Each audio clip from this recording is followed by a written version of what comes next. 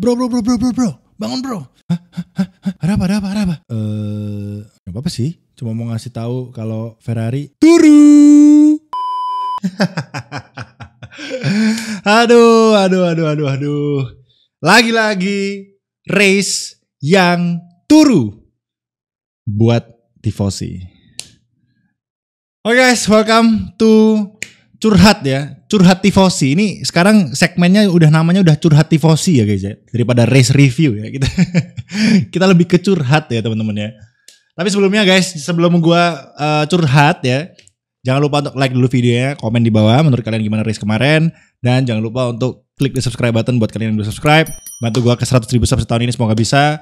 Dan guys, gua udah buka pre-order baju bukan tifosi. Cuma 85.000 kalau ukuran yang normal. Kalau ukuran yang double XL dan triple XL nambah 10 ribuan. Jadi silakan kalau kalian tertarik, link ada di deskripsi. Tinggal kalian check out di Tokopedia, pre-order 2 minggu teman-teman ya. Jadi sebelum kalian kelewatan batch pertama. Oke? Silakan kalian pre-order. Oke, lanjut kita ke curhat ya. Curhat tifosi tentang Australia Grand Prix.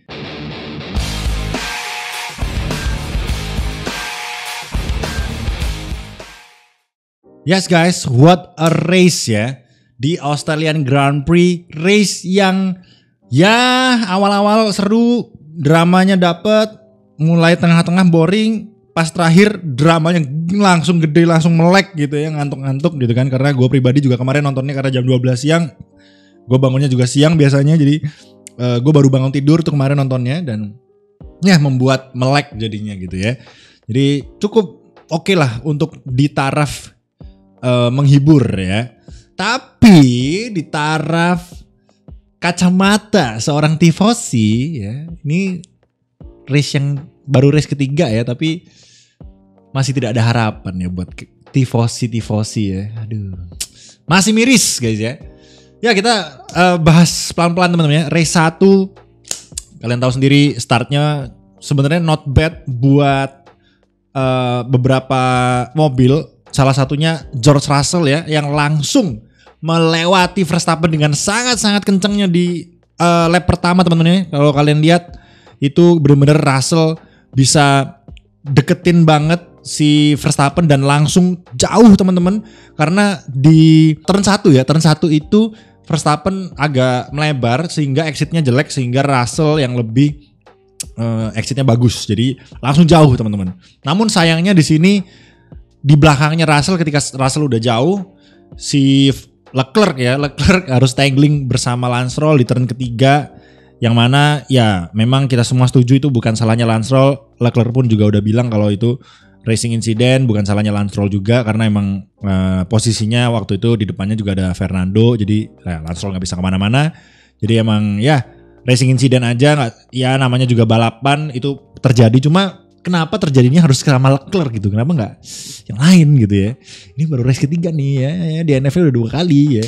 Tapi ya itulah balapan teman-teman ya. Kita nggak bisa prediksi juga akan gimana, dan sejago apapun drivernya juga pasti pernah ngalamin hal-hal seperti ini. Kita harus bersabar, lagi-lagi tifosi ya, gimana lagi. Ya seperti yang kalian tahu, yellow flag ya. Yellow flag ini gue sambil ngelihat highlightnya. Jadi yellow flag, dan lalu setelah yellow flag Charles Leclerc aman. Dan beberapa lap kemudian di lap ke-7, ini baru lap 7 teman-teman, itu Albon crash tunggal teman-teman ya. Kita fast forward dikit, Albon crash tunggal, yang mana jarang terjadi ya kalau kita lihat di F1 sekarang, kecuali rookie kayak Mick Schumacher mungkin di Jeddah tahun lalu yang membelah mobil. Nah ini tiba-tiba Alexander Albon yang tiba-tiba sebinala sendiri gitu ya. Kita juga bingung kemarin kok bisa nih Alexander Albon, mungkin karena dia terlalu nge-push dengan Williamnya, apalagi waktu sebelum dia crash itu dia berada di posisi top 10 juga, kalau nggak salah posisi 7 apa posisi 8 apa posisi 6 gitu, gue juga lupa. Yang jelas mungkin di dalam benak dia, gue bisa nih untuk mendapatkan posisi tinggi dengan William, jadi dia push terus mobilnya, mungkin over the limit, dan akhirnya harus crash gitu ya Alexander Albon. Jadi sayang banget, membuat safety car keluar, dan di safety car ini mulai nih kontroversi pertama terjadi teman-teman, yang mana driver dua driver atau mungkin yang jelas kita ingat lah ya. Dua itu ada Carlos Sainz dan ada Russell masuk teman-teman untuk memanfaatkan window safety car. Tapi setelah masuk pit stop dan turun beberapa posisi, yang terjadi ada red flag. Jadi udah rugi teman-teman ya. Jadi Russell udah turun ke posisi 7 apa posisi berapa dari posisi pertama teman-teman ya. Turun. Lalu Sainz juga turun ke posisi belasan kalau nggak salah. Jadi rugi semua dua driver itu yang paling dirugikan di sini karena red flag dan semuanya boleh ganti ban secara gratis gitu ya. Jadi tahu gitu kan nggak usah masuk gitu ya. Jadi itu udah kontroversi yang agak aneh. Kenapa nggak dari awal aja red flagnya gitu kan? Kenapa harus butuh beberapa putaran dulu lah baru memutuskan untuk red flag? Oke lah. Yang bikin chaos itu adalah Lewis Hamilton teman-teman ya. Nah Lewis Hamilton kenapa bang? Nah kalau kalian ingat Lewis Hamilton tuh kemarin memimpin safety car, yang mana kan red flag terus restart kan di belakang safety car tuh. Nah tapi yang terjadi adalah Lewis Hamilton itu ngasih jarak ke safety car di turn 6 kalau nggak salah, turn 6 itu jauh banget supaya Hamilton tuh bisa manasin ban. Tapi dia nggak sadar kalau di belakangnya itu memberikan efek domino teman-teman ya, yang mana ya kalian tahu sendiri kemarin jadinya macet dan Magnussen hampir nabrak gitu ya, sampai jadi untungnya tapi driver masih kondusif, masih aman dan red flag dan race restart dilakukan. Masih berada di depan di sini, start yang cukup bagus untuk Hamilton dan teman-teman gitu ya. Masih aman ya race restartnya, dan ada beberapa tangling tipis dengan yang namanya AlphaTauri tapi nggak terlalu masalah. Lalu singkat cerita Verstappen yang lagi-lagi menunjukkan kesuperioritasannya menyalip Lewis Hamilton dengan cukup mudah teman-teman, di paling coba beberapa lap doang udah kesalip dan langsung ditinggalin jauh banget sampai 10 detik kan kalau nggak salah, ingat kemarin. Jadi benar-benar gila banget ya. Dan di lap ke-18 Russell George meledak ya mobilnya. Gue juga nggak tahu kenapa bisa men. Gue jarang banget loh ngelihat Mercedes tuh mesinnya bermasalah. Kalian tahu sendiri. Dan kemarin kalian juga di chat gue waktu live stream bilang terakhir Mercedes bermasalah itu Malaysia. Maksudnya masalah mesin ya. Kalau masalah crash, tangling sama mobil lain ya mungkin baru-barusan. Tapi masalah mesin meledak gitu atau reliability lah, itu terakhir lama banget gitu kan. Jadi ini agak wow nih. Wah, Mercedes bisa trouble juga ya mesinnya ya gitu kan. Apa mungkin gara-gara sekarang kan Mercedes kemarin kalian tahu sendiri kenceng nih. Apa mungkin gara-gara mesinnya di up sampai limit gitu ya, makanya mungkin nggak kuat dan mobilnya jebol. Mungkin, gue nggak tahu juga. Jadi ya itu cukup menarik teman-teman ya. Kita bisa lihat Russell akhirnya setelah mengalami kerugian safety car tadi, jadinya malah rugi sampai DNF ya, menemani Albon dan Leclerc ya dua-duanya. Jadi quartet streamer ya teman-teman ya. Kurang Norris doang nih.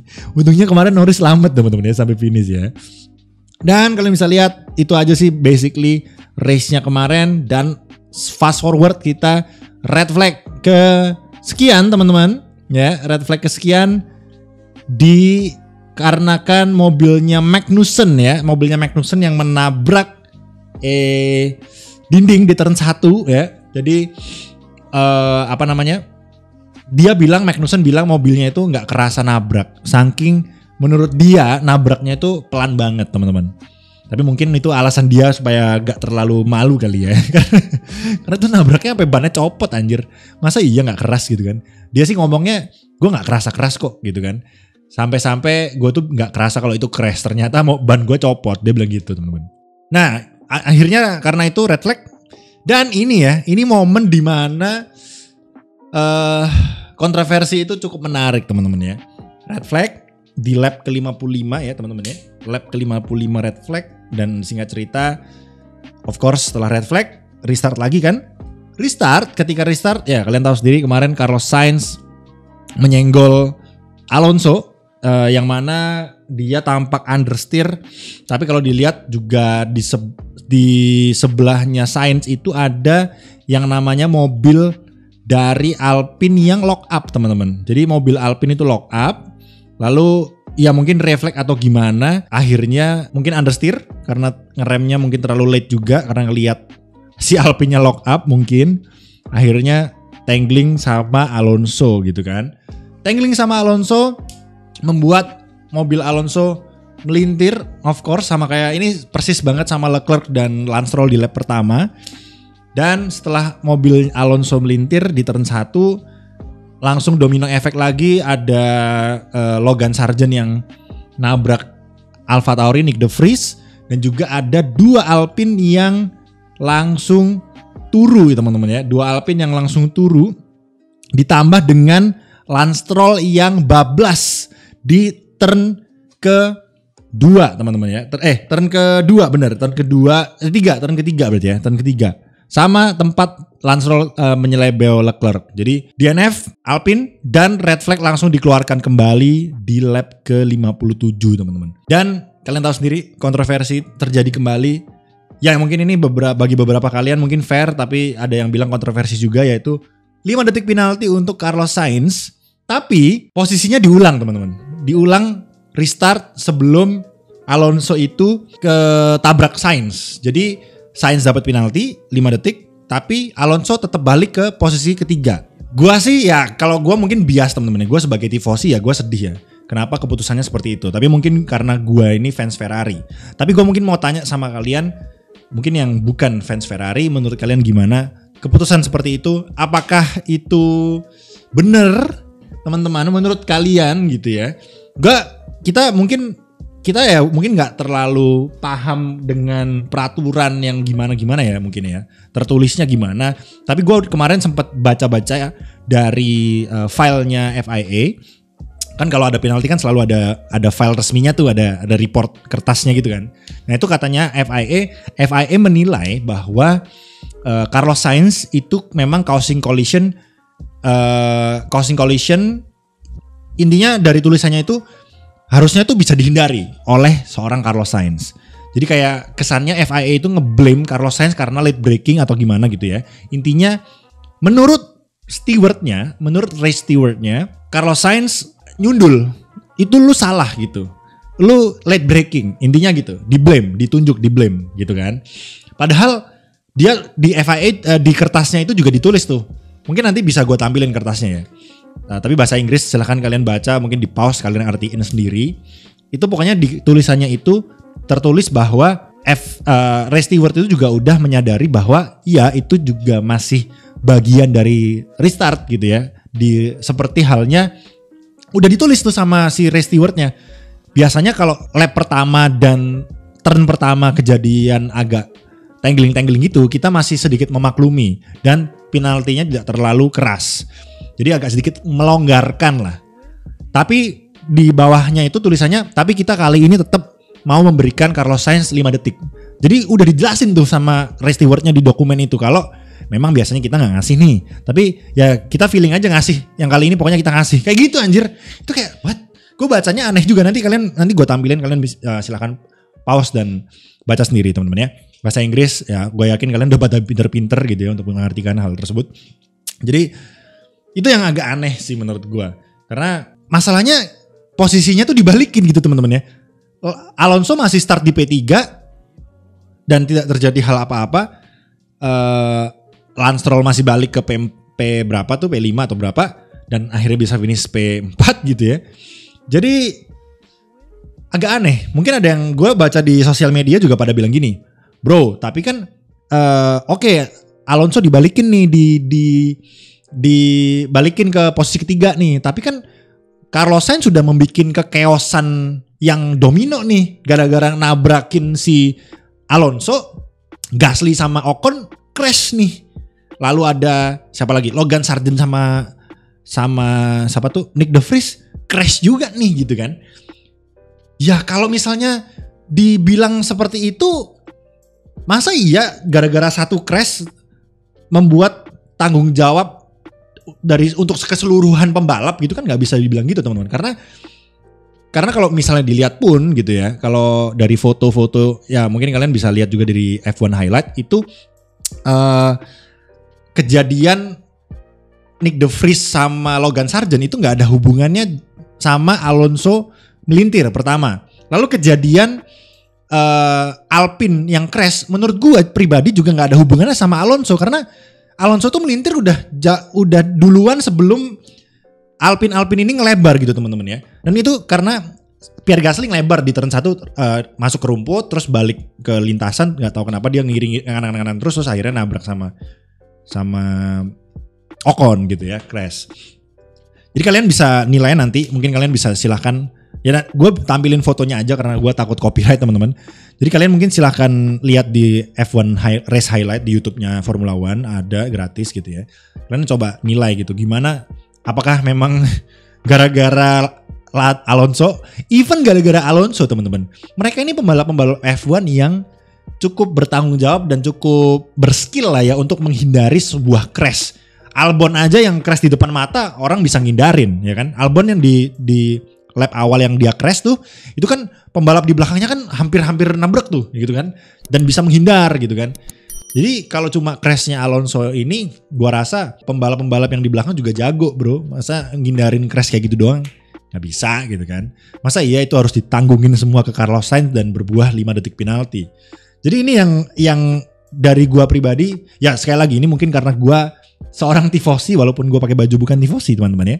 Mungkin gue bias, mungkin gue tidak objektif di sini.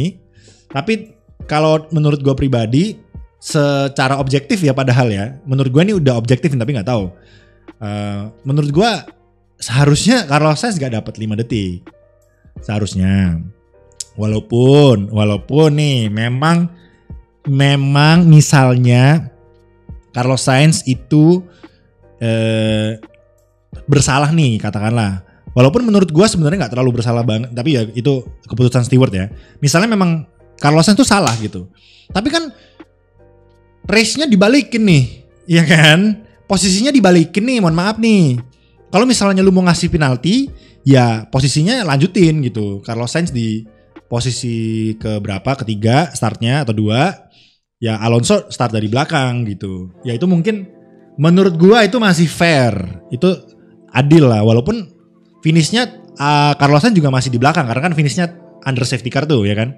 Itu juga aneh banget ya, finishnya under safety car ngapain diputerin gitu kan. Itu juga aneh banget ya kan. Jadi ya di video ini sih kita lebih ngebahas tentang kontroversi yang terakhir ini teman-teman ya. Apakah layak 5 detiknya itu menurut teman-teman semua? Apakah tidak perlu gitu? Gua sih menurut gue pribadi sekali lagi gak perlu. Karena ya itu tadi, di rewind, anggap aja kan di rewind. Sekali lagi walaupun iya Alpine udah crash nih, William sama AlphaTauri udah crash, tapi kan gak ada hubungannya sama Sainz juga gitu loh. Itu kan salah mereka sendiri crash gitu kan, bukan yang menyebabkan mereka crash kan bukan Carlos Sainz gitu. Ini baru pertama kali, gak tahu ada gak kejadian seperti ini di F1 tahun-tahun sebelumnya teman-teman. Karena gue pribadi orangnya nggak terlalu yang sejarah banget, nggak tahu yang mengikuti F1 yang sampai lampau banget. Jadi so far gue menonton F1 dari tahun 2019-2018 akhir, seingat gue sih nggak ada ya kejadian seperti ini yang udah dikasih penalti, race-nya diulang posisinya, tapi penaltinya tetap ada. Nah itu seingat gue nggak ada teman-teman ya. Jadi apakah menurut teman-teman, apakah teman-teman tahu zaman-zaman dulu mungkin ada kejadian serupa? Silahkan tulis di kolom komentar mungkin supaya gue tahu juga, dan penyelesaiannya seperti apa dan kasusnya seperti apa, mungkin menarik untuk untuk gue ketahui atau gue cari tahu gitu ya. Jadi ya menurut kalian gimana teman-teman ya? Sekali lagi tulis di kolom komentar tentang keseluruhan race inilah ya. Menurut kalian, menurut teman-teman, pendapat teman-teman semua gimana? Karena lagi-lagi ini kontroversial decision dari race director. Mirip-mirip sama Abu Dhabi tahun 2021, tapi bedanya ini gak penentuan juara dunia sih. Menurut kalian gimana? Tulis di kolom komentar, gue penasaran pendapat-pendapat kalian. Pasti ada yang pro, ada yang kontra, gak masalah. Namanya juga kalian pasti memiliki pendapat kalian masing-masing. Jadi ya saling hargai pendapat aja. Gue cuma pengen tahu, pengen baca satu-satu nih menurut teman-teman gimana. Dan ya lagi-lagi teman-teman ya, kalau kita bahas satu-satu masalah overall gitu ya, overall dari pace masing-masing driver, ini menarik teman-teman ya, karena kalian lihat sendiri driver ini udah kita masih istilahnya tergocek lah ya bisa dibilang, karena race 1 dan race 2 gak sebanding nih sama race 3 sekarang apa namanya secara pace. Oke, tim-tim atasnya mungkin sama ya kayak misalnya Aston, lalu Red Bull, mungkin sama. Tapi kayak Mercedes nih tiba-tiba bisa kenceng nih sekarang gitu kan. Walaupun satunya meledak ya. Walaupun Russell-nya meledak. Lalu Aston Martin masih sama lah ya, pace-nya masih mirip-mirip lah ya, walaupun nggak sempat ngejar Hamilton tapi masih di atas gitu ya, masih di top 5, Lance Stroll masih top 5 juga gitu kan. Ferrari cukup bisa dibilang Sainz kemarin cukup bisa hampir ngejar Alonso. Jadi maksudnya pace-nya lumayan mulai ada mungkin ya, karena kalau kalian lihat di Jeddah kemarin Alonso sama Sainz jauh tuh. Nah yang sekarang kemarin Sainz di akhir-akhir doang udah menjauh karena mungkin bannya ya. Tapi waktu bannya masih sama-sama optimal, gak terlalu aus gitu kan. Kalian lihat sendiri gapnya Sainz sama Alonso tuh cuma 1,5, 1,4 gitu kan. Jadi masih mirip gitu pace-nya sama Aston Martin. Walaupun kita gak bisa bilang lebih kenceng ya. Dan ini masih Carlos Sainz. Kadang-kadang kan kita tahu Leclerc sedikit lebih kencang nih dari Carlos Sainz. Kalau misalnya kita belum lihat nih Leclerc balapannya gimana gitu kan. Masih belum bisa nilai sih. Tapi sekilas kelihatan Ferrari mulai muncul gitu kepemudaan. Tapi yang paling signifikan ya jelas Mercedes teman-teman. Mercedes jelas signifikan banget pace-nya. Russell di start kemarin gila banget. Top job banget buat George Russell. Hamilton strong banget. Alonso gak bisa ngejar Hamilton ya teman-teman ya. Hampir kita kemarin di lap-lap terakhir itu kayak Alonso hampir terus 1 detik sekian, 1 detik 1, 1 detik 2 menjauh lagi, mendekat lagi, menjauh lagi gitu ya. Sampai akhirnya di lap-lap akhir yang mana ban udah pada aus semua teman-teman, jadi udah pada gak bisa ngejar juga gitu ya. Dan kemarin juga hujan-hujan fast lap, jadi keren banget buat para top tim ini. Dan kita bisa lihat McLaren teman-teman ya, McLaren yang menjadi sorotan kita dari 2 race kemarin ya. Kalian bisa lihat betapa kerennya kemarin ya. Kita bisa lihat dua-duanya dapat poin, bahkan Lando Norris sekarang naik langsung ke atasnya Charles Leclerc teman-teman. Jadi Charles Leclerc tuh soalnya baru finish di P7 kemarin dan Norris finishnya di P6. Jadi karena Carlos Sainz dapat penalti dan turun. Jadi sekarang Lando Norris tuh tiba-tiba poinnya di atas Leclerc nih di konstruktor di driver championship gitu ya. Jadi cukup menarik ya. Oscar Piastri juga naik ke P8. Ya keren lah, keren. Gak kita sangka-sangka teman-teman ya, gak kita sangka-sangka McLaren kemarin tiba-tiba pace-nya ada gitu ya. Jadi kan gue selalu bilang tuh McLaren tuh masuk ke lingkaran bottom frag gitu, bottom frag kayak main CS ya. Apa sih lingkaran bottom lah pokoknya ya, bottom yang lingkaran paling bawah gitu kan. Cukup mencengangkan juga kemarin, gue kaget juga McLaren akhirnya double point. Ya walaupun double pointnya memang terkesan hoki teman-teman ya, terkesan hoki karena hampir separuh dari grid. Sisa 12 driver teman-teman yang gak DNF. Bayangin hampir setengah kan. 28 drivernya DNF semua. Jadi ya hampir setengah gitu. Jadi ya we'll see. McLaren masih belum bisa kita bilang kenceng sih. Tapi kemarin kalau kita lihat sekilas Norris tuh sempat bisa menahan Perez beberapa momen gitu ya. Beberapa saat, beberapa lap. Jadi menurut gua kayaknya pace-nya mulai ada, mungkin mulai menemukan setup yang pas juga untuk McLaren. Sehingga kemarin juga bagus balapannya. Oscar Piastri juga bisa ngimbangin Norris hitungannya walaupun masih di bawahnya Norris. Tapi bro, ini race pertama, tahun pertamanya Piastri. Jadi kita patut apresiasi teman-teman ya. Cukup bagus walaupun masuk F1-nya banyak dibenci orang kemarin alasannya mendepak Daniel Ricciardo gitu ya. Jadi ya cukup happy pasti dia, apalagi di home race-nya dia kemarin di Australia dan dia dapat poin gitu ya. Poin pertama lagi kan untuk dia, jadi gue rasa dia pasti happy banget. Dan Hülkenberg kemarin juga bagus, khas ya. Mesin Ferrari berarti ada pace-nya bisa dibilang. Lagi-lagi sih walaupun setengah dari grid hilang sih. Jadi ya udah gitu kan.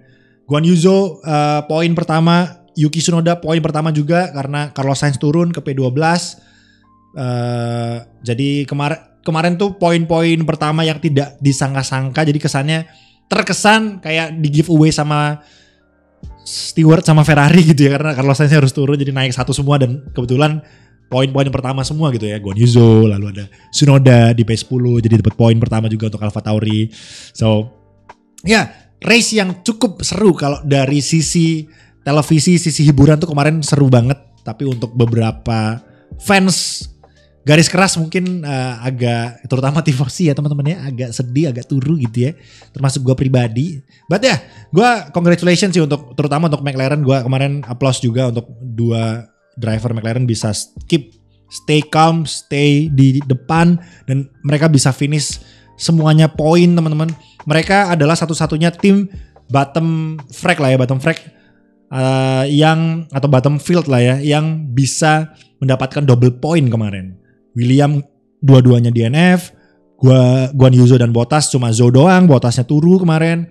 Yuki Tsunoda, Yuki doang, Nick De Vriesnya turu kemarin. Jadi McLaren kemarin bisa menunjukkan sedikit taringnya lah ya. Kita udah mulai kelihatan lah.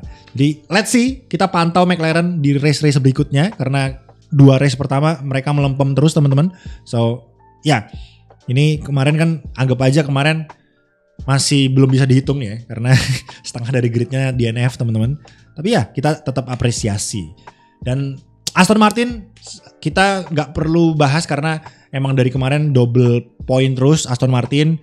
So gua rasa berarti emang pace-nya memang masih segitu, masih bagus. Dan Alonso, salut banget ya untuk fans Alonso, terutama kalian-kalian semua.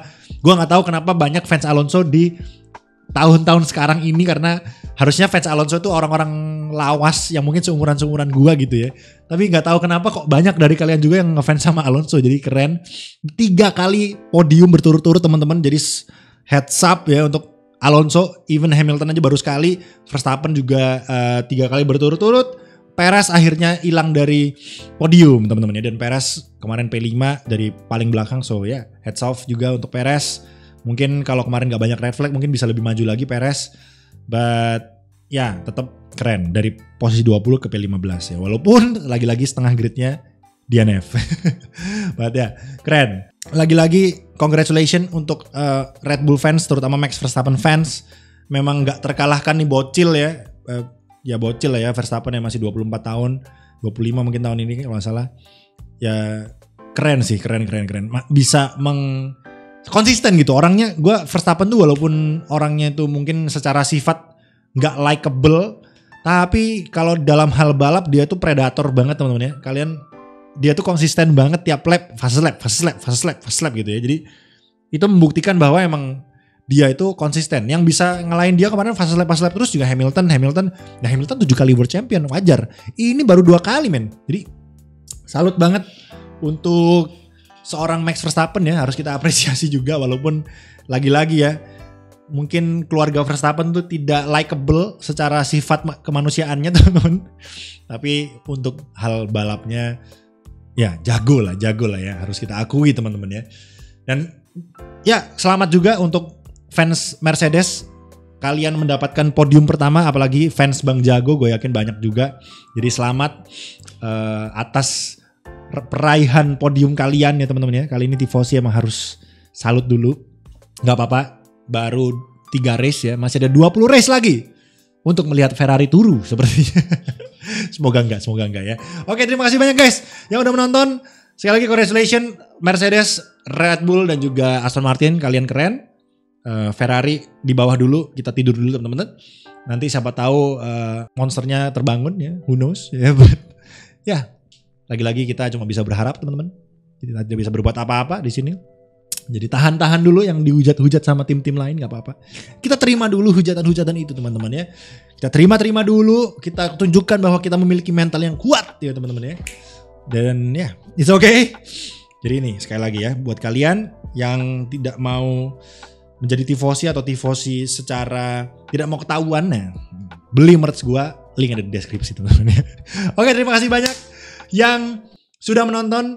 Jangan lupa untuk like videonya, tinggalin komen di bawah, share ke teman-teman kalian. Lagi-lagi sekali lagi tinggalin komen menurut kalian gimana tentang kemarin Australian Grand Prix. Gua pengen tahu, gua pengen baca satu-satu. Dan ya, thank you so much. Jangan lupa untuk klik di subscribe button, bantu gua ke 100.000 subscriber tahun ini, semoga bisa. Dan sekali lagi merch gua yang tertarik, silakan link di deskripsi. Thank you so much for watching. I'll see you in the next race or video. Bye bye. Peace out guys. Stay safe man. Peace man. Gak racing, gak asik coy.